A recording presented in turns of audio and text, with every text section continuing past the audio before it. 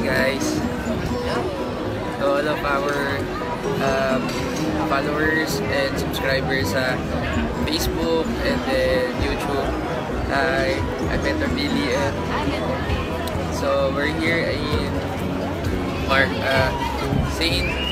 Mark Square. Yan, grabe. So, ngayon ito. Yan. Nakakapaliw. Last day namin to. Pero, gusto namin kayong bigyan ng tips kasi sa panahon ngayon, mga Pilipino talaga, lalo na millennials, mahiling mag-travel, diba? Di lang sa Philippines, pero daming gusto nating puntahan. And napansin namin dito sa Europe, kakaunti yung mga Pilipinong nagta-travel. So, eto, sasamantalahin na namin, kaya since tapos na kami kumain ng ice cream. Bibigyan namin kayo ng tips kung paano kayo makakapag-around the world nang hindi masyadong na-problema sa okay. So, paano ba? Yeah, Mentor Billy. Siyempre, gusto ninyo mag-around the world or at least na lang maka-afford para pumunta sa ibang lugar na gusto nyo puntahan. Minsan pwede natin isipin na hindi enough yung earn natin personally sa trabaho na meron kayo right now currently. So, ako, suggestion ko is, of course, start your own business. So, pati sasabi sa akin ng Mentor Billy para, syempre, kung lumalaki yung expenses mo or yung gastos mo sa buhay or sa sarili mo, then you have to also add multiple streams of income. And for me, the most practical way to do that is make your own or to create your own business. Kasi bakit?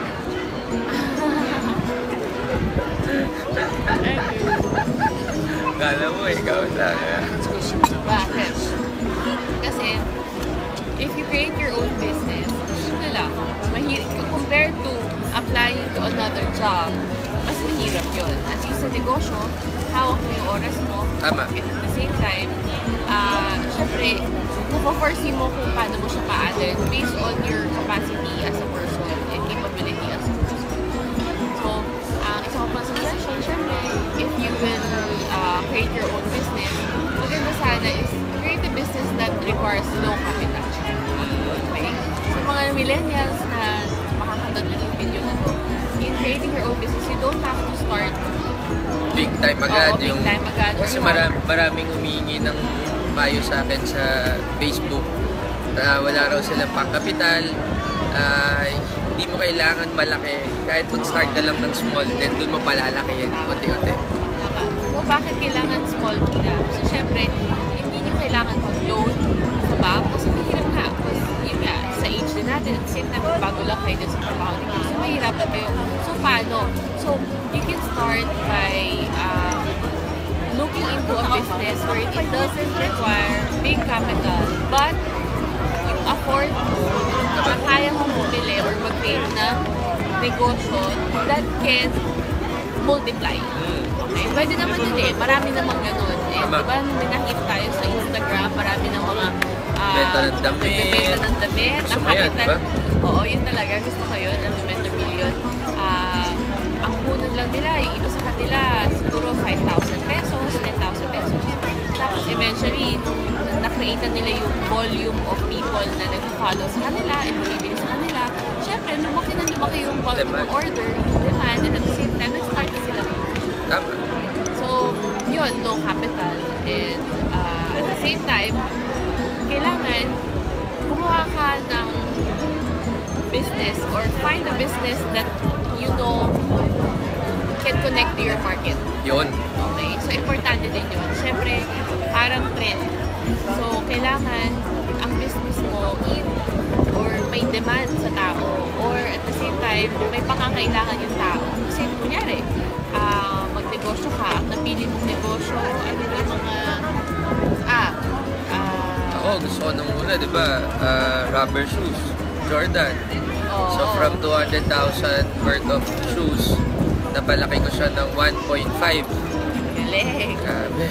Million. Fulfilling pa sa feeling ni Mentor Billy kasi sobrang gusto niya talaga mag-collect ng mga limited edition na Jordan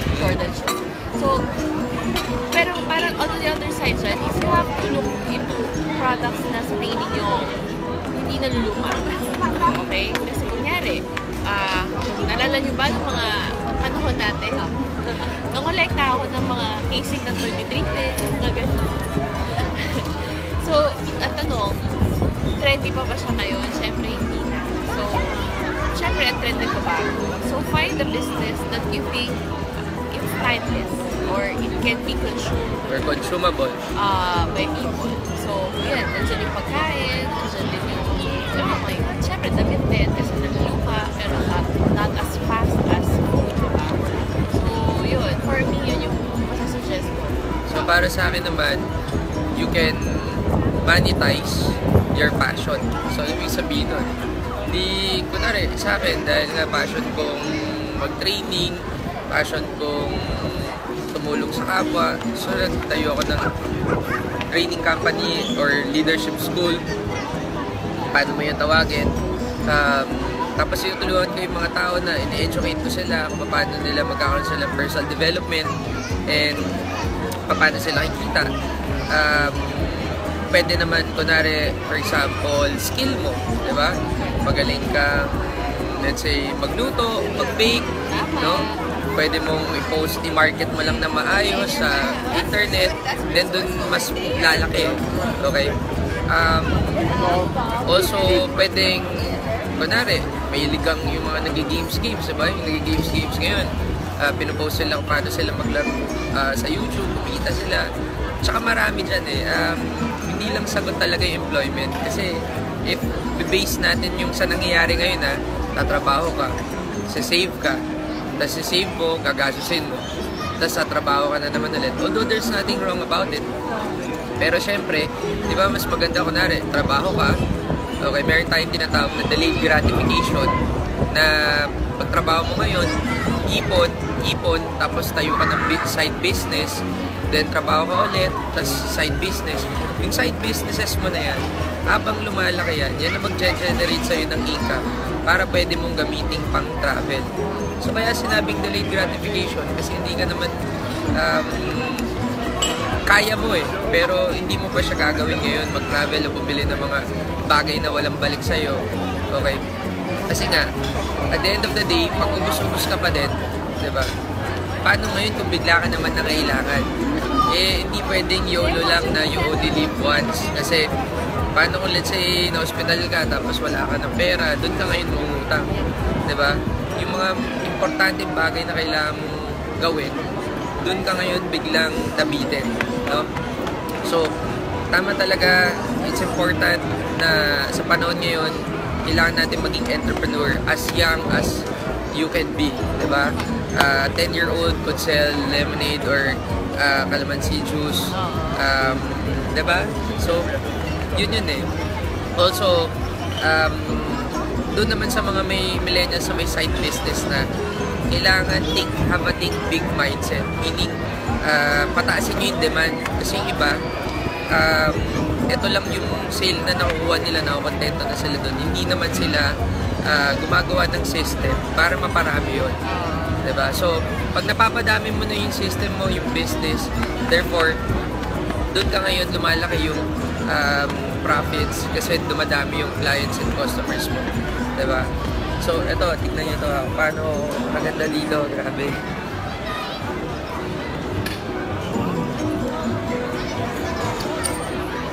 Boom! Grabe guys, lupit.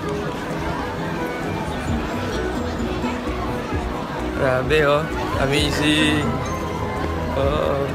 So ito yung tower. Diba? So, ayan, tignan nyo dito. Yung malamang ginawa din nilang business, imagine yung tourist guide. Dahil marami silang alam dito sa area na to, di pinag-aralan na nila. Tapos yun nga yung next na tip ko sa inyo. If any business na establish nyo, make it your own. Okay? Yung craft na dapat nyong i-master. Yan. Kasi pag na-master yung craft nyo, dun magiging quality and dun yung service, no? Na magiging dekalidad, tataas. Therefore, ikaw yung hanap-hanapin. Ito yung tinatawag na USP or unique selling proposition mo. Anong difference mo sa lahat, 'di ba? So, maraming pwedeng gawin eh.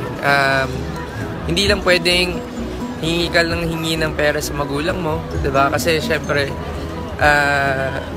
may mga limitations din 'yun. At the same time, pinaghirapan din nila 'yan kung paano nila bibigay lang sa'yo basta-basta. So, alam ko ngayon mas nagmamature tayo, mas marami tayong gustong gawin, 'di ba? Mas marami tayong dapat na-achieve, mas marami tayong lugar na dapat puntahan. Ako, ang sarap-sarap kaya mag-travel. Kaya imagine mo, boom.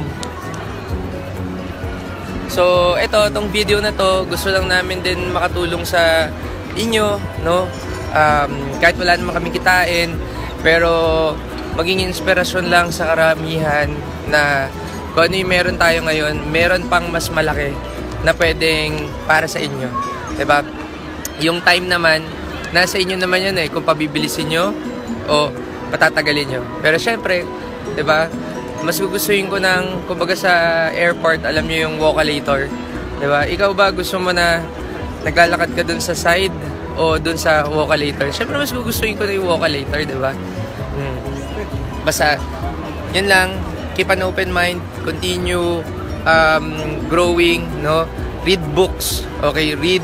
There's a lot of materials in the internet right now. Abangan nyo. Marami ako ilalabas din para mas makatulong pa sa inyo, 'di ba?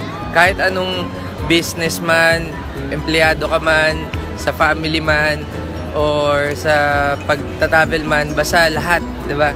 Okay. So, yun lang. Bye-bye. Mentor Billy De La Fuente and Mentor Bean from Venice. Oh!